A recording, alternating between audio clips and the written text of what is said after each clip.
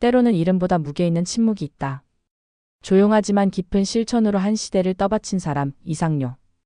그는 스스로를 내세우지 않았지만 대한민국 임시정부의 정신이자 근간이 되었다.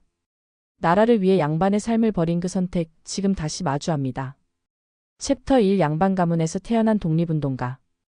이상용은 1858년 경북 안동에서 태어났습니다. 그의 집안은 명문 양반 가문으로 조선시대 유교 질서의 중심에 서 있던 가게였습니다. 젊은 시절 그는 과거 시험에 급제의 관직에도 올랐지만 점차 조선의 몰락과 국권 침탈을 지켜보며 큰 충격을 받습니다. 조국을 빼앗긴 상황에서 그는 내 자손만 잘 사는 삶은 의미 없다고 다짐합니다. 1905년 을사늑약 체결 이후 그는 본격적으로 의병과 독립운동에 가담합니다. 당시 안동에서는 항일 의병 활동이 활발했으며 이상용은 무기를 지원하고 조직을 재정비하는 등 후방 지휘와 인력 조직에 큰 역할을 맡았습니다. 특히 유림 출신답게 지식과 명망을 통해 의병의 정신적 중심을 이루었습니다. 하지만 일제의 탄압은 날로 거세졌고 그는 고민 끝에 하나의 결단을 내립니다. 내 뿌리를 버리겠다. 가문, 재산, 신분을 모두 내려놓고 가족을 이끌고 만주로 망명합니다. 이 결단은 한 인생의 전환점이자 한국 독립운동의 큰 회기였습니다. 챕터 2 서간도에 세운 새로운 나라. 1911년 이상용은 만주 서간도 지역인 유하연 삼원보에 정착합니다. 이곳은 당시 조선인 이민자들이 모여드는 땅이었고 그는 이곳에 경학사를 설립하며 새로운 민족 공동체를 건설합니다. 경학사는 교육과 행정, 국방을 모두 갖춘 자치기구였으며 이상용은 이를 통해 작은 조선을 만주에 세우고자 했습니다. 이후 경학사는 발전하여 부민단, 신흥강습소, 그리고 무장단체인 신흥무관학교로 이어지게 됩니다. 이 학교는 훗날 독립군의 핵심을 이룬 수많은 지도자들을 배출했으며 이상용은 물질적 지원은 물론 정신적 교육을 통해 사상 있는 독립군을 만드는 데 주력했습니다. 그는 단순한 학교장이 아니라 망명 사회 전체를 운영하는 정신적 지도자였습니다. 그가 세운 체계는 단순한 자선이나 교육이 아닌 명확한 국가 운영의 기초였습니다. 그는 임시지만 이곳도 하나의 조국이라며 망명 속에서 국가의 틀을 유지하려 했습니다. 챕터 3 대한민국 임시정부 국무령. 1919년 3.1운동이 전국적으로 일어나자 이상용은 이를 계기로 독립운동의 무게 중심을 상하이로 옮깁니다. 그는 대한민국 임시정부의 창립에 참여하고 1920년에는 초대 국무령 당시 최고행정책임자로 추대됩니다. 이는 오늘날로 치면 대통령에 해당하는 중대한 자리였습니다. 그는 권위보다는 봉사를 앞세웠습니다. 재정난, 내부 갈등, 외교 고립 속에서도 묵묵히 임시정부를 지탱하며 청렴한 운영과 조직 개편에 집중했습니다.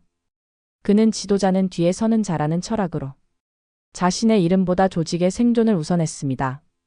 그러나 임시정부는 쉽지 않은 길이었습니다.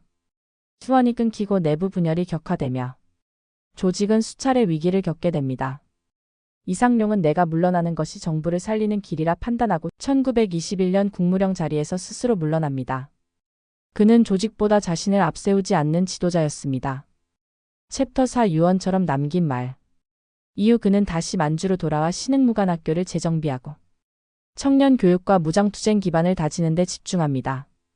그는 나이가 들어도 사상을 놓지 않았고 매일 아침 손으로 붓글씨를 써가며 독립과 민족을 이야기했습니다.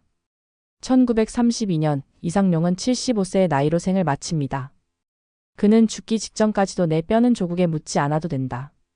조국이 살아있다면 나는 어디든 간다는 말을 남겼습니다. 그의 장례는 조용히 치러졌지만 그의 정신은 독립운동계 전반에 깊은 울림을 주었습니다. 그는 무기를 든 전사도 웅병가도 아니었지만 한 생애를 통째로 바친 헌신의 아이콘이었습니다. 나라를 잃은 순간 그는 가장 많은 것을 내놓았고 그 모든 침묵의 선택은 역사에 가장 큰 울림을 남겼습니다. 챕터 5 사상으로 길을 열다. 이상용의 독립운동은 단지 투쟁이 아니었습니다. 그는 독립 이후의 나라를 끊임없이 상상하고 준비했습니다.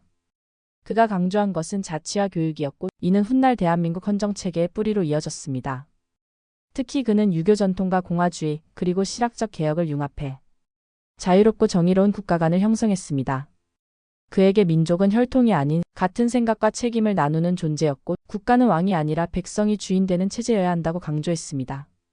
이런 사상은 그의 제자들 그리고 신흥무관학교 출신들을 통해 광복군 의열단 임시정부 각 부서에 스며들게 됩니다. 그의 생각은 직접적인 전투보다도 긴 시간에 걸쳐 민족의 미래를 준비한 정신적 설계도였던 셈입니다. 그는 독립 이후까지 바라본 미래형 독립운동가였습니다. 챕터 6 가문의 모든 것을 바치다. 이상룡의 독립운동은 개인이 아닌 한 가문의 헌신으로 기록됩니다. 그는 자신의 집을 팔고 모든 재산을 정리해 만주로 떠났고 그와 함께 아들, 손자, 조카들 모두가 독립운동에 뛰어들었습니다. 그의 아들 이준영, 손자 이규준, 조카 이시영 등 가족 전체가 무장투쟁, 교육, 외교에 걸쳐 한국 독립운동의 전선에서 함께 싸웠습니다. 이상룡은 단지 가문을 동원한 것이 아니라 민족을 위한 공동체 가문이라는 전례 없는 모델을 만든 것입니다. 그는 부귀영화는 한 세대뿐이지만 정신은 100년을 간다며 자손들에게 조국 없는 안락은 죄악이라 가르쳤습니다. 그의 삶은 단지 지도자 개인의 것이 아니라 민족 공동체의 이상을 실천한 예시였습니다. 챕터 7 침묵의 리더십. 이상룡은 대중 앞에서 웅변을 하지 않았습니다. 신문에 크게 나지 않았고 자신을 치켜 세우지도 않았습니다. 하지만 그는 수많은 청년과 동료들에게 가장 깊은 존경을 받았습니다. 그 이유는 한 가지였습니다. 말이 아니라 선택으로 증명한 사람이었기 때문입니다. 그는 늘 뒤에 있었고 늘 가장 먼저 희생했습니다. 그가 있던 곳은 언제나 조용했지만 그 조용함 속에서 공동체는 유지되고 버텼습니다. 그의 리더십은 지금의 세대에도 많은 시사점을 줍니다. 무대 위가 아닌 무대 뒤에서 정권이 아닌 정신을 위해 헌신한 인물. 그는 침묵했지만 누구보다 많은 것을 말한 사람이었습니다. 챕터 8 이상룡이라는 유산. 오늘날 이상룡의 이름은 서서히 다시 조명받고 있습니다. 경북 안동의 임천각은 그의 생가이자 일제강점기 때도 끝내 굴복하지 않았던 공간입니다. 그가 남긴 신흥무관학교, 임시정부 국무령 경력, 그리고 수많은 정신적 유산은 이제 교과서 속에서 되살아나고 있습니다. 그는 독립운동가이자 교육자이며 사상가였습니다. 광복 후에도 그를 따라 조국으로 귀환한 많은 제자들은 대한민국을 세우는 초석이 되었습니다. 그가 말한 조국이 살아있는 한 나는 살아있다는 말은 오늘날에도 유효합니다. 이상룡은 잊혀졌지만 사라지지 않았습니다. 그가 심은 가치는 이제야 꽃을 피우고 있습니다. 그는 결국 한 나라의 방향을 틀어준 조용한 거인으로 기억될 것입니다. 이상룡은 말이 아닌 행동, 욕심이 아닌 헌신으로 살아간 독립운동가였습니다. 그의 리더십은 오늘날에도 유효하며 그가 남긴 유산은 대한민국의 정신을 구성하는 중요한 뿌리입니다. 나라를 잃은 순간 그는 가장 많은 것을 내놓았고 그 모든 침묵의 선택은 역사에 가장 큰 울림을 남겼습니다. 또 다른 이야기가 궁금하다면 구독과 좋아요 부탁드립니다.